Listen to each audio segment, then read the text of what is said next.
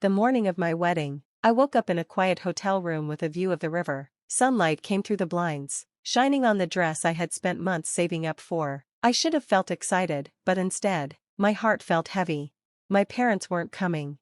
It wasn't because of an accident. It wasn't because they were sick. It wasn't even an emergency. They called the night before, acting like it wasn't a big deal, to say they were too busy. Busy, as in taking my brother's golden retriever, Buttons, to a fancy grooming place an hour away. "Sweetheart," my mom said over the phone, "you know how anxious Buttons gets when he's not on his regular schedule. Your brother already booked the appointment. We can't just cancel." I thought she was joking. I waited for the punchline. I waited for her to laugh and say, "Of course we're coming, baby." But it never came. I hung up without saying goodbye. My fiancé, Nathan, tried to cheer me up that morning, whispering how today was about us, how we were creating our own family now, and he was right. But when I walked down the aisle and saw the empty seats where my parents should have been, seats I had intentionally reserved front and center, it hit me harder than I expected. They weren't just skipping my wedding. They were choosing fur over flesh, a dog over their daughter. And the worst part? This wasn't new.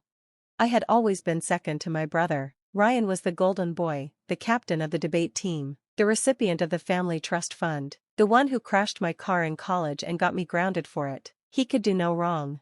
I, on the other hand, was dramatic, overly sensitive, always competing. They'd skipped my college graduation to fly to one of Ryan's weekend riatas.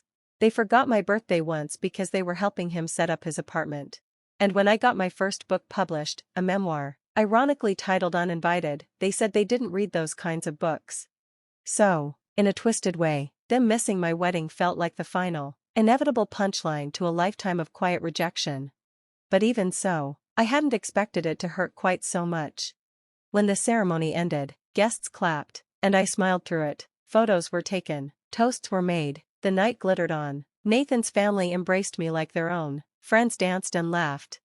But a part of me had fractured, and that crack wasn't going to heal with just champagne and a sparkler exit.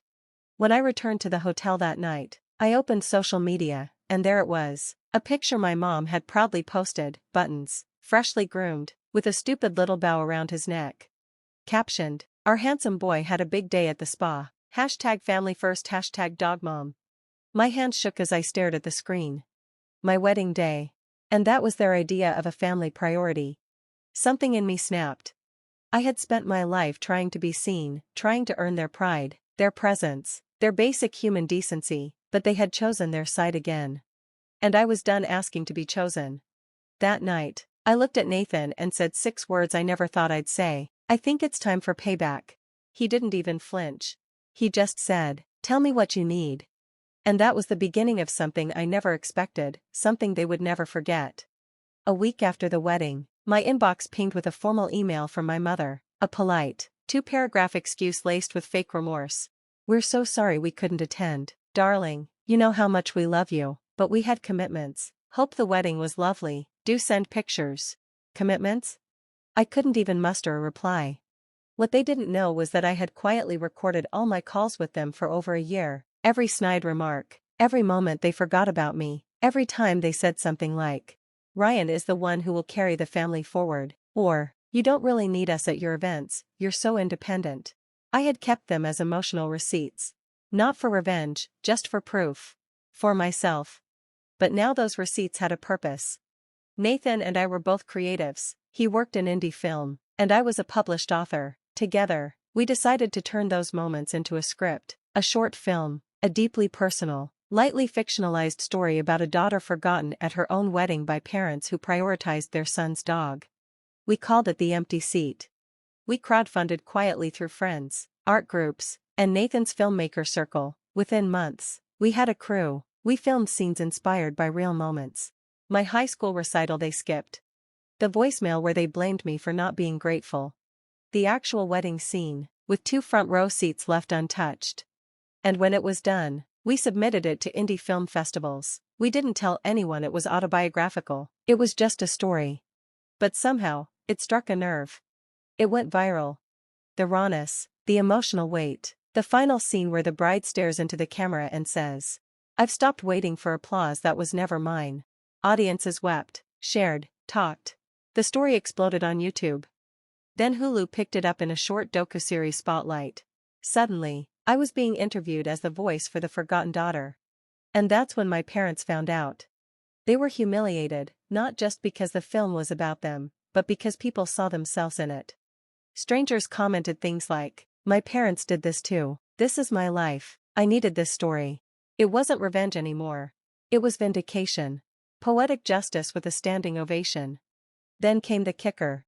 A week after the Hulu release, I got a call from my cousin Rachel. "Did you hear? Your mom tried to get you disinvited from Grandpa's will reading, said you were too dramatic and might make a scene." That's when I knew the inheritance rumors were true. My grandfather had passed, and the estate was being split. So I showed up. I wore a black pantsuit, no makeup, walked in with my head high. My parents glared. "You shouldn't be here," my father said, voice low. "Why?" I asked. "Worried I'll tell the lawyer what really happened at the wedding." The reading began, and, just as expected, they had convinced Grandpa months earlier to leave most of the estate to Ryan. But what they didn't count on was the codicil Grandpa added. Apparently, Grandpa did see my wedding invitation, and when he learned my parents missed it, he was furious. Quietly, 2 weeks before his death, he amended his will, leaving his private writing cabin and personal library of rare books to me, along with $50,000.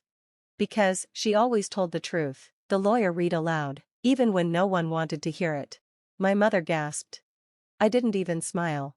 I just said, "Tell Buttons I said thanks. Without him, this never would have happened." After the will reading, I didn't say a word to my parents. I didn't need to. Their silence said everything. Their faces, stiff with confusion, pride cracked, and egos bruised, were the apology I knew I'd never get in words. And that was enough. For now. But I wasn't finished. A month later, The Empty Seat was nominated for a National Film Award in the short-form documentary category. Nathan and I were flown to Los Angeles for the ceremony. The red carpet. The flashing lights. The same girl who once stood alone in a thrifted dress at her own wedding now stood under the glow of cameras, hailed as a truth-teller for a generation that knew what it felt like to be forgotten by family. And that's when it happened. I spotted them. My parents, in the audience, front row. They had bought tickets, probably scalped them for an absurd amount.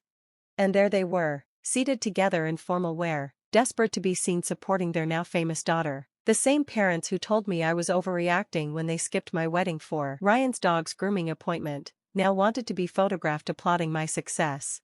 As we took the stage for our nomination, the MC announced, "The Empty Seat," written by Elise Grant, based on real events. A collective murmur rippled through the audience. My mother flinched. Then the camera panned to them. And I made sure to walk across that stage without a single glance in their direction.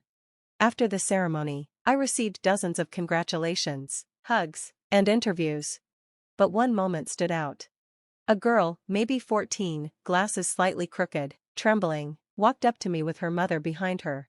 "Thank you," she whispered. "Your film, it felt like it was about me. My parents say I'm too sensitive too, but now I know I'm not broken." I crouched down, took her hand, and said, "You're not sensitive, you're awake. Never let them turn that into a weakness." That was the closure I didn't know I needed. And then, the twist. 2 days later, I received a certified letter. It was from Ryan. He had watched the film. He'd read the Reddit threads, the online essays, the viral TikToks about the story. And for the first time in his life, he realized he had been the golden boy at the expense of someone else's pain. "I didn't see it before," he wrote, "but I see it now. I'm sorry, and Mom and Dad, they'll never change, but maybe I still can. If you ever want a brother, not the version I was before, but someone real, I'll be here." I didn't cry, but I did reply. "Thank you. I don't need you to fix the past. Just don't be another part of what broke it." 1 month later, my parents emailed me. Subject line, "Can we meet? We're sorry." I didn't open it. Instead, I took my grandfather's library key, walked to the cabin, and unlocked the door for the first time. Dust danced in shafts of golden light. Every book smelled of ink and legacy. A writing desk faced a tall window overlooking the trees. On the table was a letter from Grandpa with my name on it. "I always knew you were different, Elise. Being different isn't bad, it's special. Keep sharing the stories no one else dares to tell. even the painful ones. I put that letter in a frame. And I smiled. Because in the end, I didn't need to get even. I had something more powerful. A legacy. And it was all mine.